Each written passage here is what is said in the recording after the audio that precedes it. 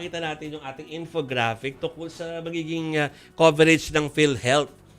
No? Yakap, pinalawak. Pinalawak yung yakap eh. Sinabi na rin naman sa atin dito ni ni Secretary Mercado na may mga changes na mangyari at isa na nga ito, no? Oo, yung mga libre na bahagi ng laboratory exam sa ilalim po ng Yakap program, ito kabilang na dyan yung CBC, yung complete blood count, lipid profile, fasting blood sugar, kailangan bantayan para sa mga diabetes. Ay, nako, yes! Oral glucose tolerance test. Nakikita nyo po lahat yan sa ating screen. Hemoglobin, I-save nyo na to. creatinine para sa ating kidney, x-ray, tapos sa urinalysis, pap smear, tsaka yung mga fecalysis at iba pa. So nakikita pero nyo ang po isa yan. mang maganda dito sa announcement na yan ay yung cancer screening. Yan, napakamahal po Ang yan. mahal yan ha? so mabuti po na meron na yan. Oo, yung mga libre. Nandyan po Libre. yung exam sa breast cancer, liver cancer, sa colon,